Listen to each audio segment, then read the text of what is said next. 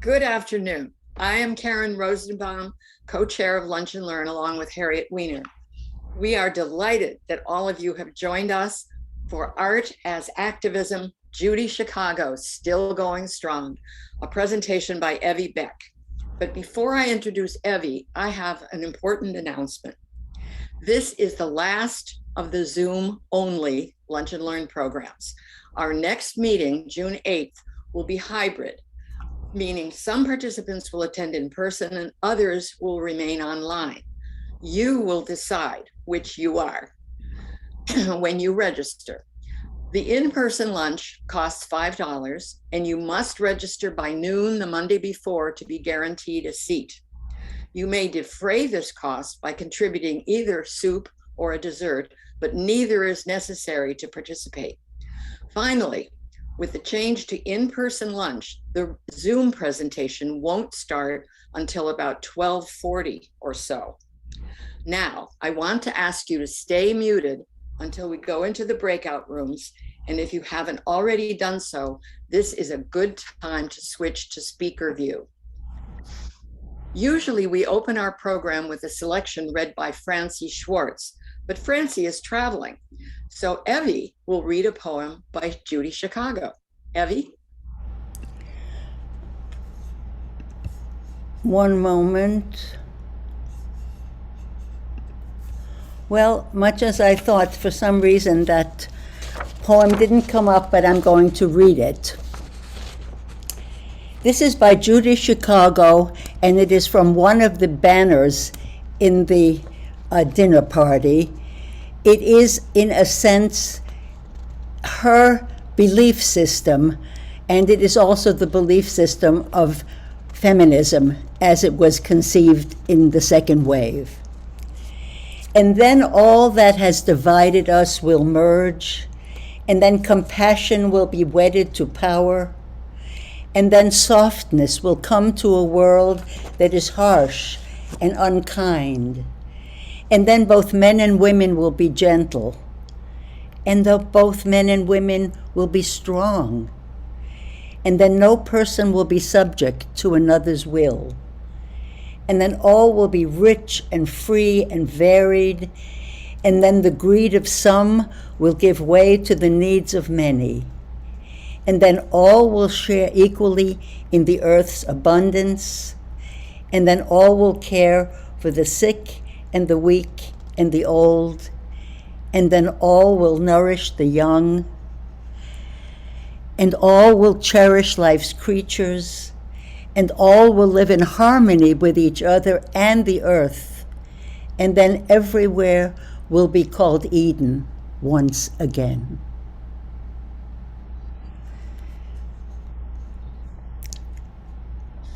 Thank you, Evi. And now we have some logistics and reminders about our Zoom protocol.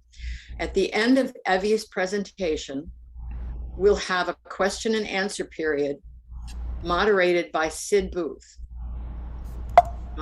Please post your questions to chat during the talk, addressed to everyone, so Sid can include your queries.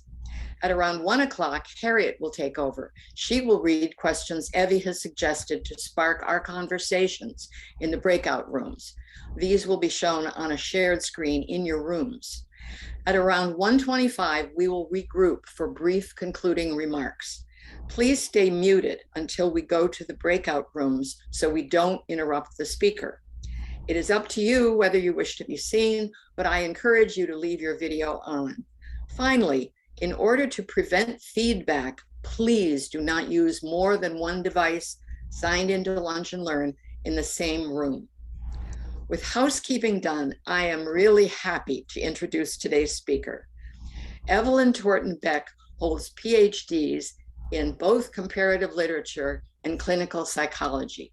She is a women's studies professor emerita at the University of Maryland and a research fellow with a creative longevity and wisdom initiative at the Fielding Graduate University. She has written and lectured widely on the intersection of sexism, racism, anti-Semitism, and homophobia. In 2021, she was awarded an honorary doctorate from University from a university in Vienna, Austria, for her interdisciplinary life's work, as well as her determination to change the world through education and activism. She is a longtime member of Temple Micah and a speaker for Lunch and Learn once before, and has been teaching Sacred Circle dance at Temple Micah on Tuesday mornings since 2016. Judy Chicago is a groundbreaking, controversial Jewish feminist artist born in 1939, who to this day is still creating innovative art forms. Her work changed forever our understanding of the role of gender in the art world, and her research brought to light multitudes of accomplished women artists whose work remained buried in history. This talk will give a brief overview of her life's work, but focus on the dinner party, power play, the Holocaust Project, and meditations on death and extinction. With a last reminder to keep muted and post your questions to this chat, I am really delighted to introduce Evi Beck. Well, thank you, everybody. I'm going to open my PowerPoint, I think. Yes, there it is. Except I have to do it better than that. There.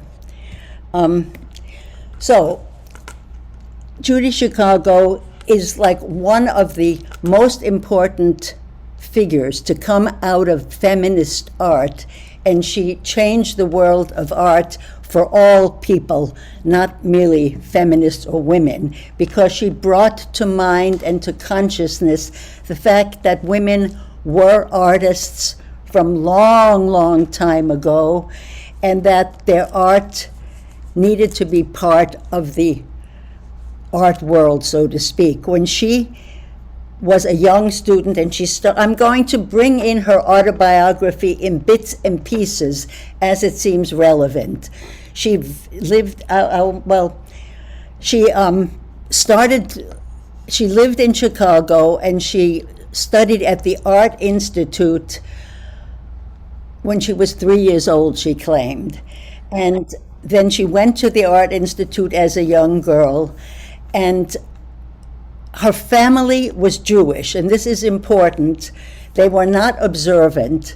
Her father was a very active, if not exactly a communist, very strong socialist, and in groups that were considered communist.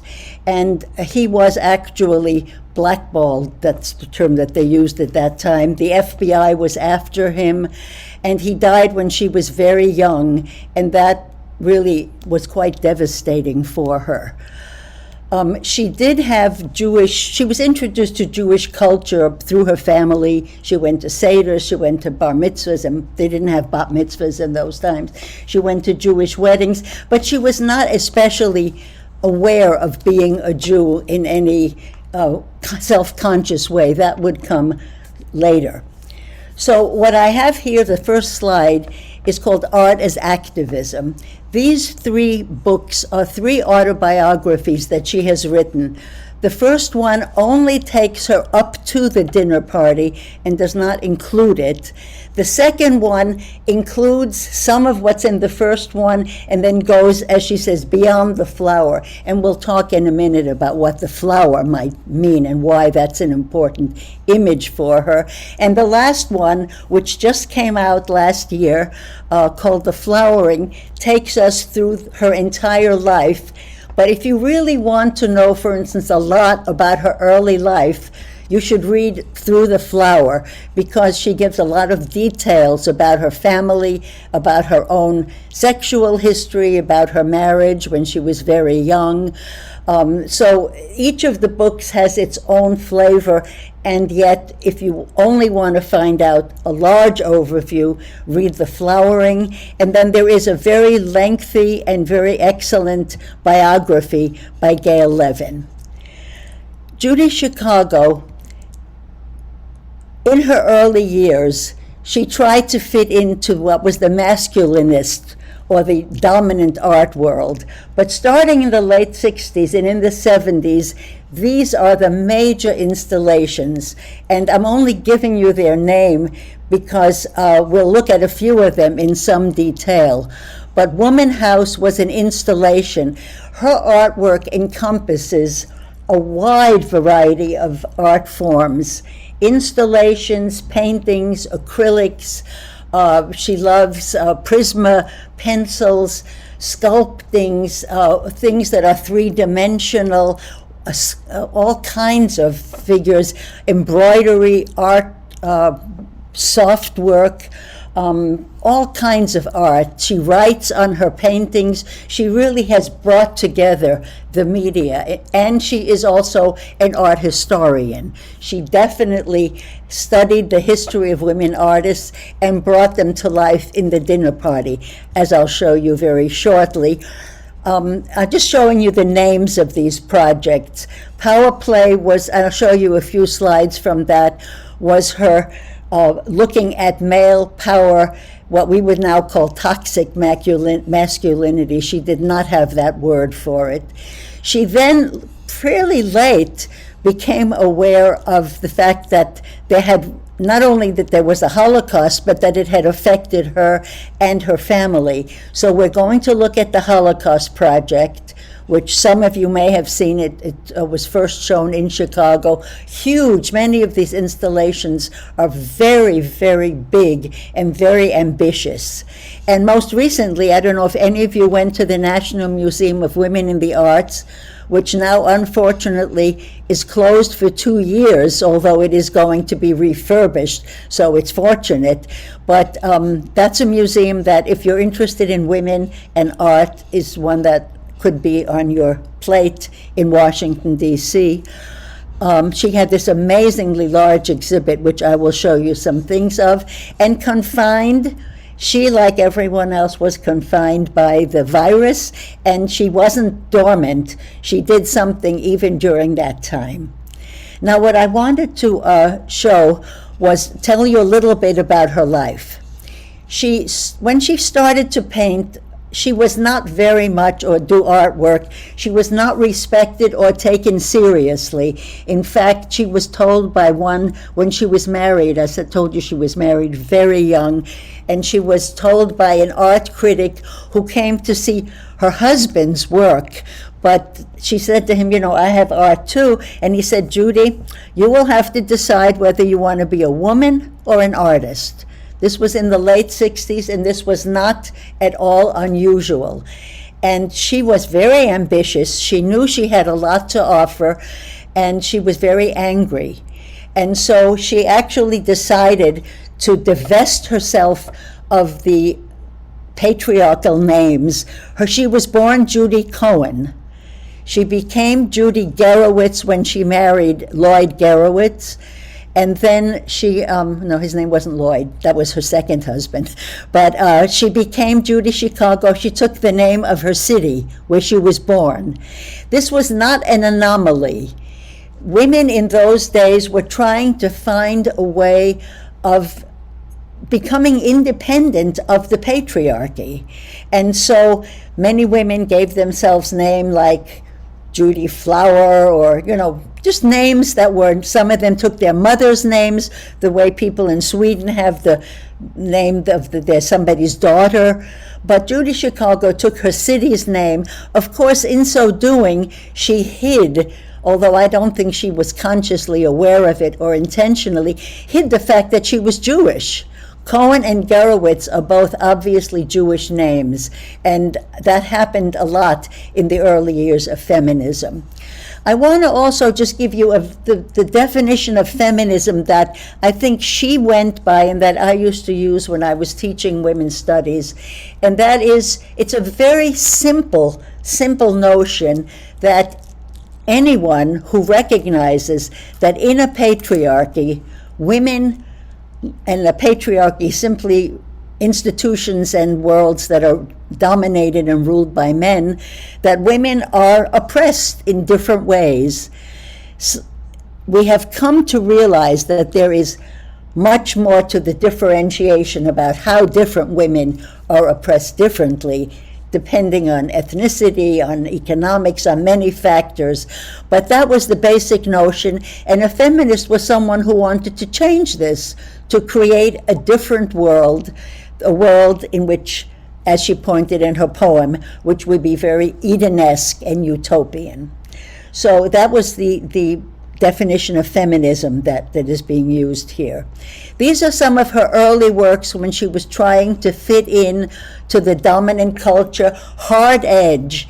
Men were doing very hard edge work, whether it was in painting or in wood. She tried to fit herself in, but it didn't work for her very well, and she was not satisfied. So she started to do things that were more connected to the body. And this painting, it's a acrylic spray, and she called it "Only White Men Go to Heaven." Because, and you, in the actual painting, the back ones are much darker. She was really trying to understand that it's white males who dominate the world. So this was her beginning of being more aware of the body. And pretty soon she began doing this, where she realized she could not succeed in the way that the dominant culture wanted her to. And so she began, this one is called Let It All Hang Out. And she began to create what is called central core imagery. It's imagery that is, as you can see, around a central core. I'll show you paintings by, oh no, this is her still, where she develops this central core imagery. It's biomorphic imagery, it's vulval imagery, and why she did it was because, again, remember in the early years of feminism, women were still called cunts easily. That's the worst word that could be used for a man or a woman, and it refers to women's body parts. So women are very vulnerable in their bodies. We are raped. We are, women's bodies are vulnerable. And she decided that to take, and women's, there was a certain disgust about women's body parts which were not visible. And in the early years of feminism, women decided, yes, we're going to make ourselves visible in the way that the patriarchy tells us we're horrible. Many women in those years used to do self-examinations and were shocked to discover that they were beautiful and pink inside because they were told all they had were holes that were very ugly. So you have to understand what she was doing and why. So she started to do, this is called the vulnerability of through the flower. So she thought about women's bodies as flowers that were both vulnerable and very beautiful and opening. These images are also if you go walking and look at tree roots, you will see that there are these images in nature. And I could show you many more, but I'll only show you the paintings too by Georgia O'Keeffe. She used what was called central core imagery. Of course, she was vilified for this when she painted these in the 1920s. She was said, oh my God, the male critics completely vilified Georgia O'Keeffe. So when feminism came up, she completely rejected this idea. But there was this whole notion in the early years of feminism and in feminist art that there is a whole history of women doing artwork that in fact was around a central core. And this was, not everybody agreed. This was argued and contended with, but this was the dimension in which Chicago placed herself, in which she created the dinner party. This was really, if you've heard about Notorious RBG, here we have Notorious Judy Chicago. She decided, and this is a long story which I'm shortening, she began to realize that she knew nothing about women in history, let alone artists.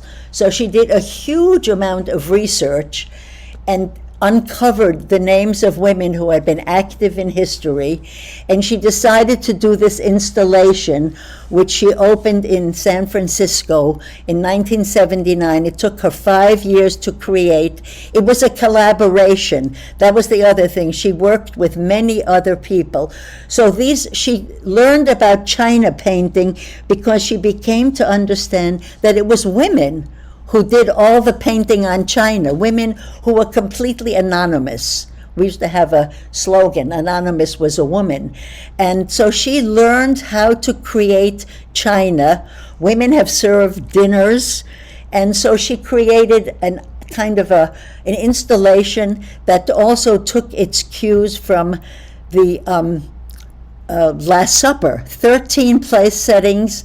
The triangle is a symbol for women, an ancient symbol for women. And it was part of, often goddesses had the triangle upside down by their genitals. So she decided to use the triangle with 13 place settings on each side. And for each person, each woman that she resurrected from history, she created a dinner plate and these runners that you can see go across. And she did incredible amounts of research to make the runner be in the style of the embroidery of the period of that woman, and also of the period, symbols from the period. And on the floor are the names of 999 other women, which she could not place at the dinner party. But of course, after this all happened, she was critiqued on many levels. And I just want to read something from her that she wrote in her book, The Dinner Party, that she says she acknowledges, after having completed this work, that there are voices of women who are still absent from her dinner party, that the women that she learned about were those primarily of the ruling classes, and that there were women who were powerless, who also deserved, as Bertolt Brecht say, history is written by the women. So there are many who are not written into history. So she was not unconscious at all of the enormity of what she was trying to do. So I'm going to show you a few dinner plates close up. This is Primordial Goddess. And this is, she has kind of like a fur on this runner, and I'm going to go fairly quickly, but you can see there's that central core vaginal vulval imagery. The plates start out very flat. This is Judith. I thought for Temple Micah we should show the biblical figure Judith, who she changes the way the images go, but basically she uses a very similar imagery in many of these, but then some are quite different. She also has Saint Bridget here, the fire that Saint Bridget brought. She has, this is Artemisia Gentileschi, who is a very famous artist who was sent off by her father to learn to paint and was raped by the man who was teaching her to paint. And then she's the one who had to flee from Rome. So she makes her a beautiful plate with a runner too. And this is Sojourner Truth. She made a plate for Sojourner Truth, who of course abolitionist and feminist. She started with the goddess and goes, I think Georgia O'Keeffe is the last one. That's the trajectory of the time she tries to cover. And I'll just tell you briefly that this was contentious because Alice Walker wrote a very famous critique of this painting, saying that she thought Sojourner Truth was the only plate in the dinner party that didn't have real vaginal imagery, although there are mouths here. Judy Chicago explains why she has three faces here. The plates begin to come up a little bit. They become a little bit three-dimensional as we progress through history. And I believe that possibly she was not wanting to make a woman of color because the associations in those years of sexualizing, especially black women, she may have been a little hesitant. She doesn't actually say, but there's also another, at least one more painting by dinner setting. This is Dame Ethel Smythe, who has a piano. She, interestingly enough, Dame Ethel Smythe, who was a good friend of Virginia Woolf's, was a lesbian, and she too doesn't seem to have an actual opening. So you could say that, I don't think that's at all the reason why she wanted to use a piano, because that was the instrument. Ethel Smythe was both a pianist and a composer, and also had an extremely difficult time becoming known. When I got my honorary doctorate, they played the March of the Women, written by Ethel Smythe, so I was very happy about that. So this is Emily Dickinson, who would have hated her plate because she was not a ruffle-wearing woman, but she decided to create this for Emily Dickinson. And this is Georgia O'Keeffe. So this is the last plate, which is practically coming off the plate. She also has a plate for Margaret Sanger, which is almost blood red and looks like a uterus. So these are intended to be symbolic, to give you, to introduce you to these women and for you to get to know them. But the plates are also really quite beautiful, and these were made by many different women, hundreds of women around the country, and a few men helped to create these. So this was a spectacular exhibit in San Francisco. She had great difficulty finding a home for it. It was laid dormant without being shown anywhere until it was now at the Brooklyn Museum in a permanent exhibit. But it was very, very upsetting for her because it was like hidden from history all over again. When she finished with the dinner party, she decided to focus on birthing, because she decided that too was hidden from history. She says in a video that we're going to send around, because I decided we didn't have time for you to see it here, that there were no images of birthing in the entire history of art. Actually, Frida Kahlo has a painting of herself being birthed, not a baby being birthed. But she decided to create an exhibit, many needleworks of the birth tear, the birth tear, women's giving birth, something that was, again, central to our whole history and culture and completely hidden from history. So she had some very large paintings, and in this exhibit wasn't just in one place. She had this was shown in Washington, among other places. It was shown in galleries in many different places. So she felt it was more egalitarian, that people could see it. You didn't have to go to one museum. You could go in your neighborhood, perhaps, or close to your neighborhood and see it. And there was no charge for seeing this exhibit. Here is this is a piece of a very large needlework called Creation, because she says in the video, Michelangelo shows the God creating man, and she shows a goddess creating woman. And she actually also has Spider-Woman, who's the Native American image for creating the web of life. Now I'm going to, after she did this, she moved.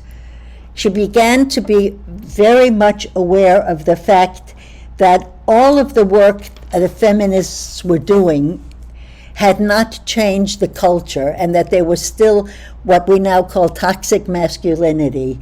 So that she decided to create, this is called Power Play, and there are a whole series. She wanted also to wake up men, to make them realize that their hold on power was toxic. And so this is one. I'm only going to show you two images. As I said, I'm probably trying to do much too much, but I really want to give you an overview of what she did. And at other times we could perhaps look more closely at individual exhibits. But this one was very powerful. It's called Crippled by the Need to Control. And I don't know if can you see the top of this? You see that there's a man holding, well, she doesn't show a head, because it's kind of an image that is meant to be generalized. And of course it's a very powerful, upsetting image. I did something bad. This happens sometimes. Justine, I might need your help. sometimes it's stuck again. Could you do it? Like that? Thank you. Okay. So this was from there. She then had an epiphany. She, the first man she married very young died in a car crash. And then she had many different relationships. She always, it's interesting because she was such a strong and open feminist. She not only did not hate men, as feminists were accused of, she needed a man in her life at all times. She had many, many, many lovers. And she finally met a man that she actually married and who has become like a partner to her in her work. She went with him in New York City to see Claude Lanzmann's film Shoah, the 9-hour film that many of you may have seen, and she was blown away. She was completely overwhelmed by the fact that she really didn't know that much about the Holocaust. She just was doing her art. So she started this Holocaust Project, which took up practically a whole museum. And I'm just going to show you a few works from it to give you a sense. She went to visit all the places. She went to Auschwitz. She went to all the places in Europe. Her husband took photographs. She even did something that I thought was a little over the top. She put herself into an oven to see what that, I mean, she really wanted to immerse herself. She said when she did the birth project, she went to see a birth. So she's very serious about connecting what she does, her work, to real life. So here are some of the work from the Holocaust Project. Here you can see that this is the sign that's above Auschwitz, Arbeit macht frei, work makes who free. And then here she's starting to do something that she has also been criticized for. She wants to show that the Holocaust was horrible to humans, but that there were other horrible events. So she has here cotton pickers on the left-hand side, and she has that on the right-hand side too, of this, this side. Here are the people in the camps, and here on the other side, which seem to be hidden by these little, and I'm afraid to touch this because it might do something. So we'll just leave it like that. Here is one called Double Jeopardy, where she shows that women and Jews are doubly oppressed. And of course, in the beginning of history of the Holocaust, there were people who did not want to look at the difference between men's and women's experiences. Women had sometimes to give up their babies. They had to sleep with the guards in order to keep their babies. They were raped. So there was a different experience, and she makes that visible and visual. Here is one that's called Bones of Treblinka. Her husband, Donald Woodman, took a photograph, and she did work on this work. So it's both a photograph and a ink work. So these are the bones almost speaking. And here is one of her most famous ones. It's called The Wall of Indifference. People just not paying any attention to what's going on. Bystanders, perhaps. In the next one, she will show bystanders. People having to, again, give up their babies. She wanted to make it visible. Here, this is the real bystanders. She shows the Nazis coming home after. This was apparently right across the street from Auschwitz. There were these inns or homes. But she again makes the parallel between in the United States, in New Mexico, there were, Los Alamos is right there. There were testing sites, storage sites for nuclear, and there are people in their front yards having barbecues. So again, she's making that similarity. And she makes it even more stronger here in this one that's called Treblinka Genocide, where on the right, and I'm not sure you can see this other side, where she, oh, I can get rid of it, yes, good. She can show the actual photographs and the flames, but in the center she has all peoples who are suffering possible extinction. You know, birds, animals, bison, Native Americans who are allowing to drink themselves to death in some places because of the lack of funding, the Rom people, just, you know, people around the world. And she has been criticized for this by people. So I just want you to know this is what she is trying to do, to create, both to bring the individual, but also the what happened. Oh God, it's happened again. Okay, there it goes. Here is the Freedom Shabbat, where she's trying to bring together people from all around the world, showing people can be together, that we can be in unity. From there, she shifts to what's called The End, a meditation on death and extinction. And here she also places herself at the center. This is an image of herself. She has an image of herself on her grave, as if she were dead, and what this would be like. This was a huge exhibit at this museum. She has a whole series called How Will I Die? Will I die in my own bed with my own cat Petty by my side? She wants to face reality, but she also goes beyond herself. She had many pictures of trees being cut down, of trees being destroyed, of animals being destroyed. Everyone she shows animals being stranded, this is called, being, killed off. She has the story here tells of how, I didn't know this, if you ever go to a Chinese restaurant and eat shark fin soup, they take sharks, they cut off their fins, and they throw them back in the water, and then they die. Or turtles are suffocated by what is happening to them. So she created these very disturbing images.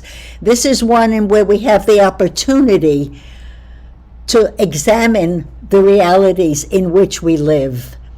And we all live under the shadow of death, but she essentially saying, let's try to keep things from happening. But she didn't stop there.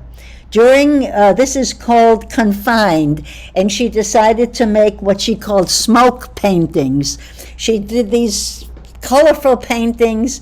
There she is in her backyard. She took them out into neighborhoods in New Mexico. Of course, she was told by the environmentalists that she claims it didn't do any harm to the environment, but she was told that she should stop doing it because the smoke was very bad for the environment or might cause people to get reactions to it.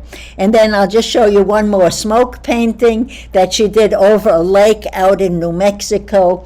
So she is, and most recently, she actually was a picture of her in the Washington Post that showed her behind a banner that said, I think what if women ruled the world?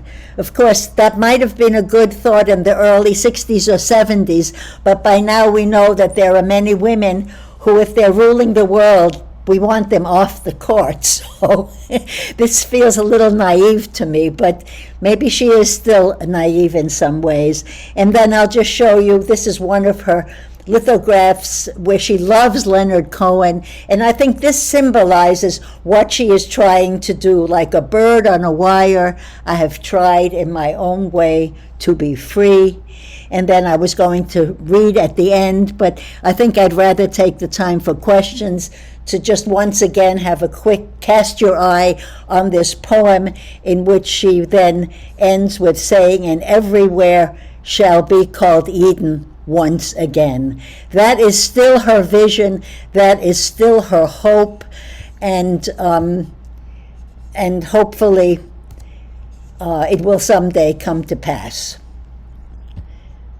So that's the end of my presentation. Okay, Evi, thank you for your incredibly excellent, informative, and inspiring presentation. I enjoyed it so much and learned so much. And I'd like to introduce Sid Booth for the question and answer portion of our program. If you have a question for Evi, please post it in the chat addressed to everyone. Sid? Well, I can't remember being hungrier for more information from a speaker who said, well, I think I've talked too much. I could have had another hour. I'm a very late comer to appreciating Chicago, and I'm really grateful for your presentation and your insights. When we spoke offline a few minutes ago, you said, well, actually you said it on camera, I'm probably trying to do too much. Isn't that a theme of your life? Well, possibly, but it seems to work, so maybe this worked too. I really wanted to give a sense of the fullness of what she did. And as I said, someday we could look intimately at, or you can on your own do looking more closely, or one could someday look at her things more closely. I often had in mind to give a course that was the history of women in the world through the Judy Chicago's dinner party. Perhaps someday. In our chat vehicle, we have a question starting with one from David Diskin, who wants to know if Judy Chicago might be working on anything having to do with Ukraine.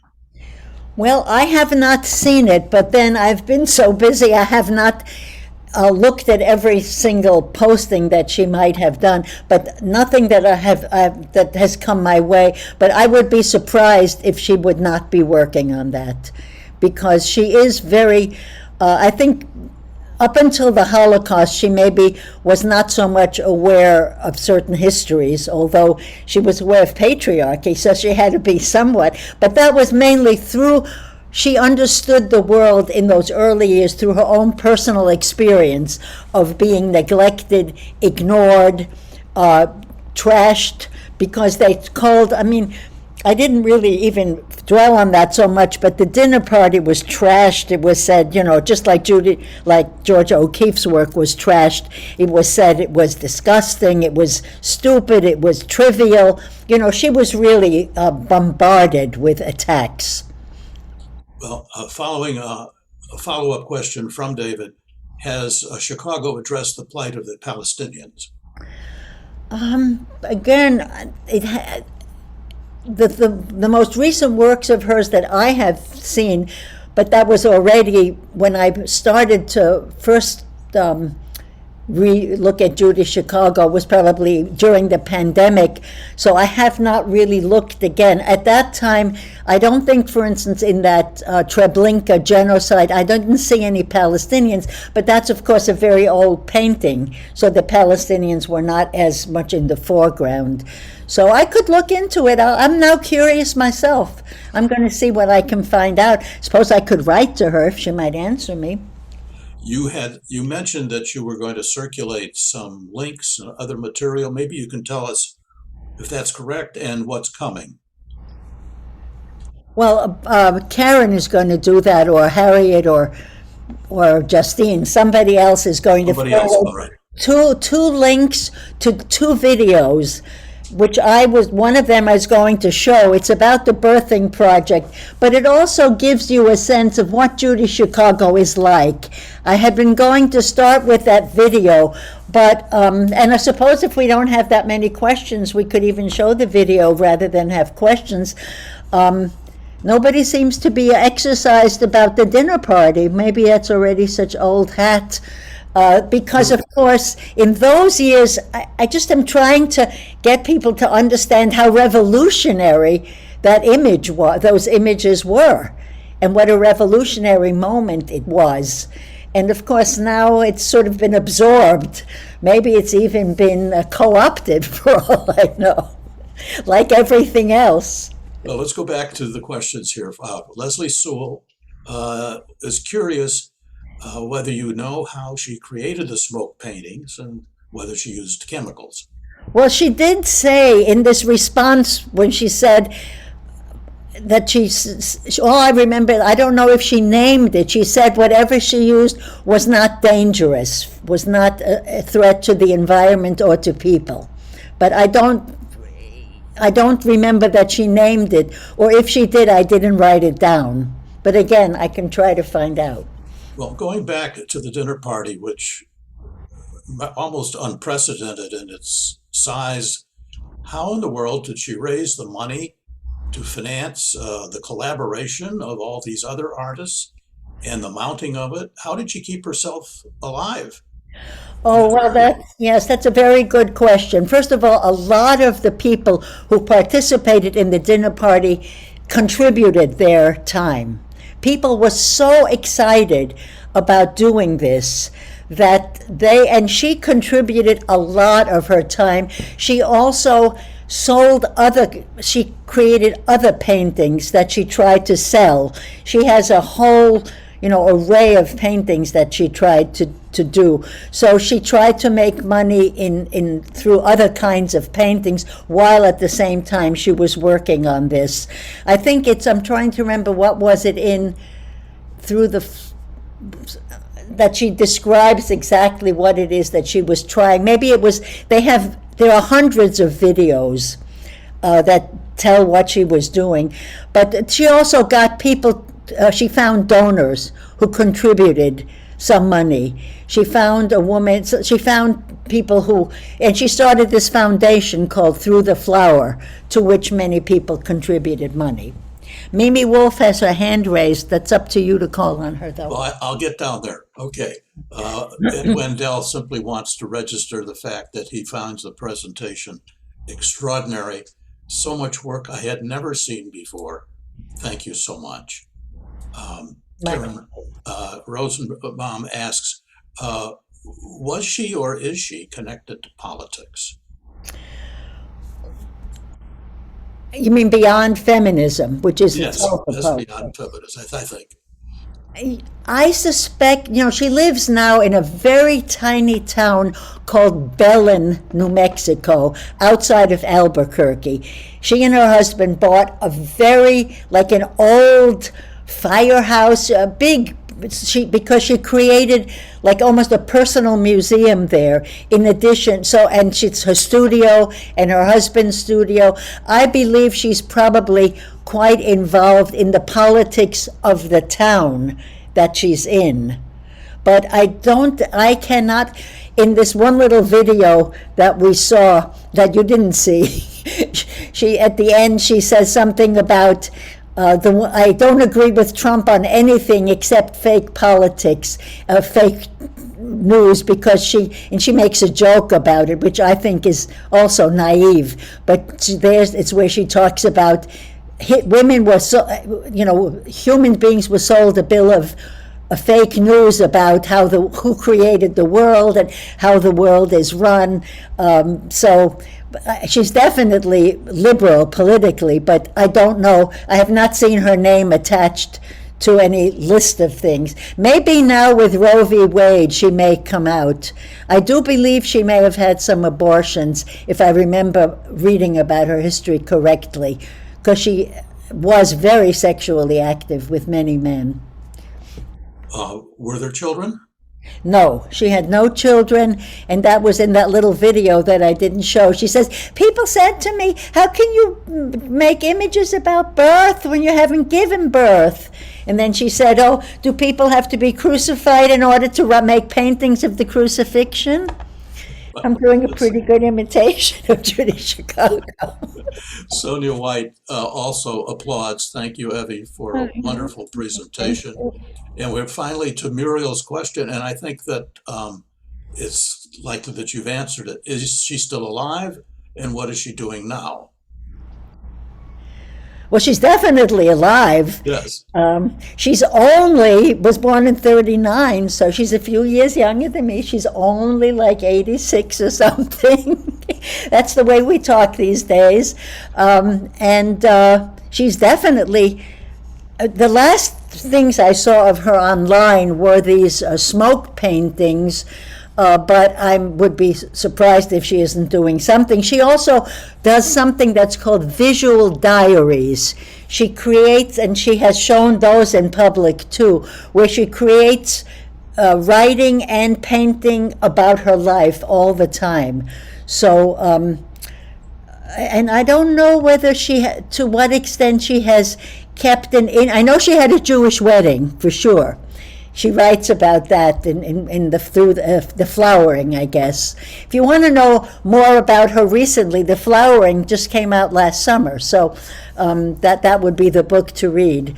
But I found her life extremely rich, extremely interesting, and extremely troublesome and problematic in many ways.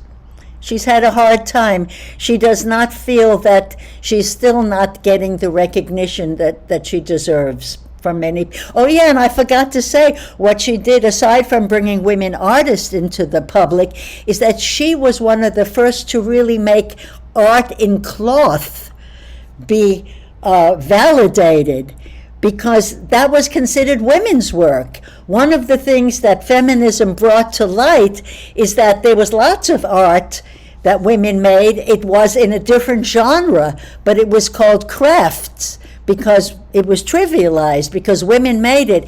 And if you follow contemporary male art, a lot of the male artists began to make quilt type things. They began to make fabric type things once we broke through that barrier. Need to correct the record, even though she wrote under David's byline, Barbara Diskin wants you to know it was she who was applauding, and it wasn't David, although I'm sure he shares those sentiments. That's the patriarchy at work again. I wonder if I thought a patriarch was so happy with my talk. You'll have to ask him. Laura Ferguson, can any of her works be seen in the Washington area? Yes, except that it's in the National Museum of Women in the Arts, owns quite a few of her paintings, and from time to time they even have like mini exhibits of her work, but now it's closed for 2 years. But if you want to have a chance to see her work again, why don't you join the National Museum of Women in the Arts, become a member. That way they have wonderful magazines once a month, and you'll get all the news and all the updates, and then you'll be sure to be able to see her art once the museum is opened again. We'll have to work on our patience. You say it'll Or be you could go to Brooklyn. Go to Brooklyn, the Brooklyn Museum. It's not that far away, just a little Amtrak right away. I hate to ask, nothing at the National Gallery? Well, let's all have a good laugh, yes? All right. The National Gallery barely has Mary Cassatt. Barbara Diskin, in her own name, I wish more artists would collaborate. Judy Chicago has shown how powerful that can be. Mimi's asking you to show the video, but we don't have time to do that. We'll do it on our own when we get the link. Leslie Sewell said, definitely will go to the Brooklyn Museum to see the dinner party. I want to ask you about your view of her, one artist looking at another, about her technical skill. She seems to be available in all forms of media, and she's good at it. Technically, she is extremely talented. She really is. And there were art forms she did that I didn't even show. When she was young, she learned how to make fireworks displays because she was really dying to make it with the boys. So, and yes, she's technically very skilled. You might consider whether some of her, you could argue whether her images of faces, they're stylized. She's a stylized painter in human figures, and that's her art, But Barbara Christie has a raised hand. I don't want to ignore her. Well, it hasn't shown up in my chat, so... It shows up in mine. I I have my raised hand because I didn't want to, it's hard time to type. Barbara, well, go ahead. Evie, I noticed that in the wall that she had in script, she'd written her own name. And it stands out because it's so different in style even than all of her work. And I just wondered if anything been said about it, or What wall are you talking about? one where she does this wall of the after the Holocaust. Well, I thought you called it the wall. I don't know what it was called. Well, what was on it? Is somebody coming out of a window, falling out of a window? Oh, yeah. I think that, I'm not sure her name is on the painting. It might be on the image that I have of it. Oh, it looks like it's on the painting. Well, I'll look it up and I'll tell you later on. I wasn't going to do that. Thank you. And Evie, it was terrific. Thank you very much. Thank you. Good. How did... Harriet Weiner asks, how did she enlist women to, I can't quite understand the verb here, to participate in the fabric work? To sew for her fabric work. To sew. Oh, thank you. Well, it was partially by word of mouth, partially they put up signs in different places. At those days, don't forget, we had feminist newspapers, feminist magazines. So there was a movement, and people were in touch with each other, but it was very much also word of mouth, that people were very excited and told each other. As she said, there was, I think in the video, you see one person saw a little sign somewhere and she applied, and then other people applied, and before you knew it. But she was also, I should say, she was criticized because she didn't pay her co-workers. They weren't all named. You know, I mean, collaboration is wonderful. Bertolt Brecht did a lot of collaboration. He was similarly criticized. He took all the credit for everything. So life is complicated, but she really did have an army of workers supporting her. And there are other artists who do still work collaboratively. I have to try to think if I can think of some projects. Anna Medieta, maybe. You know, but mostly artists are seen as individuals working on peaks by themselves.